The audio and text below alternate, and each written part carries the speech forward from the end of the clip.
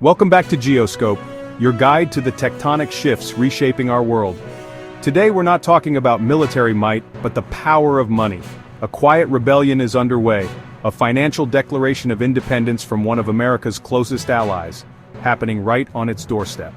Our focus is Canada, a nation whose economy is deeply intertwined with the United States. For decades, this partnership has been a bedrock of North American stability, but now, two of its most powerful provinces have sent a deliberate financial shockwave across the continent, a tremor felt from the trading floors of Toronto to the boardrooms of New York. In a stunning break from tradition, Ontario and Alberta, the country's economic powerhouses, have issued billions in foreign bonds. The bombshell? Not a single U.S. bank was involved. This shatters a profitable arrangement for Wall Street that has stood for over a decade, signaling that the old, comfortable way of doing business is officially over. Take Ontario's recent $2 billion deal, managed by Britain's Barclays and a group of Canadian banks. On the surface, it's a standard transaction. But beneath, it's a carefully crafted, political statement. By deliberately excluding American financial giants, Canada is flexing its financial sovereignty and proving it has other powerful friends on the world stage. This financial pivot isn't happening in a vacuum, it's a direct response to escalating trade tensions, particularly the punishing U.S. tariffs on Canadian steel and aluminum. These measures, justified on grounds of national security, have hit key Canadian industries hard and fostered a sense of betrayal. The signal is clear. If our economic partnership is threatened, we will diversify our financial dependencies. So, is this just a temporary spat? Or are we witnessing the first chapter of a fundamental realignment in North America? Is Canada forging a new path of economic independence? And what does this mean for Wall Street's global dominance? The implications are enormous. Let's dig in. What began as a trade dispute over goods has escalated dramatically. The economic conflict has breached a new, sensitive front, the intricate financial system underpinning the North American economy.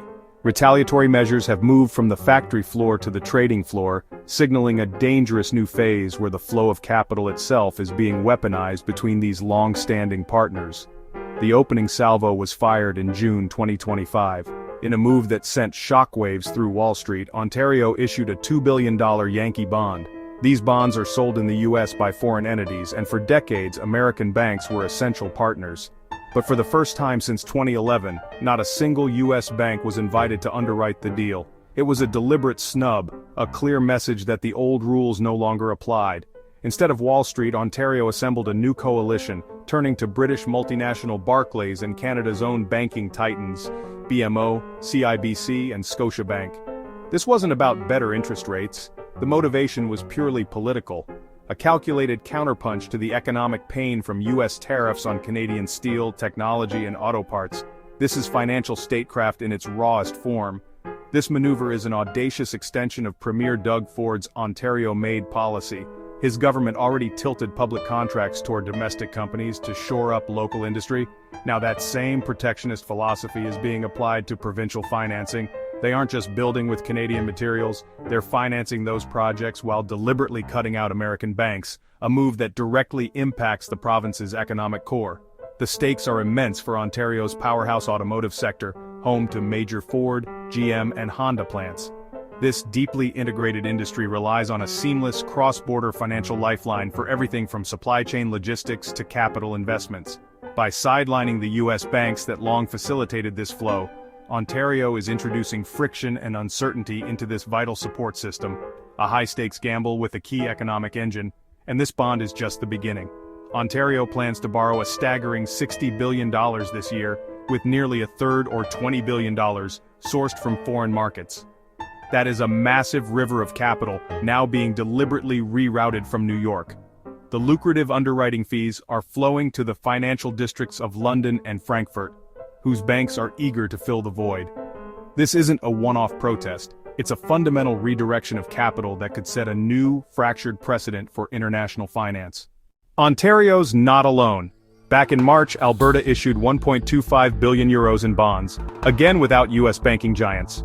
Barclays, RBC, and TD took the lead.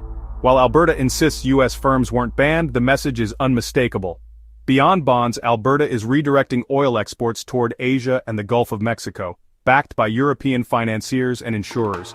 Even pension funds are moving in this direction, with business meetings in Frankfurt becoming as common as those in Washington. For Alberta's trucking and energy sectors, this means future financing could be coming from Europe rather than the US. Tariffs have also reshaped Canada's procurement rules. Ontario now prioritizes Canadian and allied suppliers over US vendors. Seattle software companies and Pittsburgh steel suppliers are finding it harder to win contracts unless there's no local alternative. One hospital recently chose a Swedish software provider over an American one, citing currency risk and cost savings. Multiply that across thousands of contracts, and the effect spans everything from public broadband networks to auto parts manufacturing. These shifts are also putting quiet pressure on the US dollar's dominance in Canada's financial system. Some Vancouver traders report difficulties accessing US dollars, a situation not seen since the 1998 Asian financial crisis. Canadian banks are now increasingly modeling risk on European central bank trends instead of US Federal Reserve patterns. Cross-border capital flows remain huge. Over $1 trillion in Canadian funds parked in the US and $500 billion moving the other way, but hedging strategies are changing. At the center of all this is Ontario's auto industry, home to major Ford, GM, and Honda plants. For them, changes in borrowing channels, procurement rules, and foreign investment are not abstract. They affect production schedules, jobs, and expansion plans. But working with European financiers also means more emphasis on environmental standards, which could complicate projects tied to fossil fuels or traditional combustion engines. This isn't just Canada skipping Wall Street, it's a deliberate move to set a new table entirely. This signals a conscious effort to diversify its financial partnerships, reducing its historic reliance on the American banking system. It's a calculated play for greater economic sovereignty, aiming to build a more resilient future that isn't solely dictated by the whims of its southern neighbor. The story goes much deeper than bond deals. This financial pivot is the leading edge of a broader industrial strategy. It's about rerouting critical supply chains for key sectors like green energy and rewriting procurement rules on major projects to favor bids backed by non-US capital. This strategic shift is designed to attract new international partners and foster an industrial ecosystem less susceptible to American political pressures. It's a long-term recalibration that could fundamentally change who finances, builds, and supplies North America's industries. We could see European or Asian banks becoming the primary financiers for new Canadian factories. This influx of new capital would bring with it different corporate standards and business networks, creating a more diverse and complex continental marketplace. So here's the big question.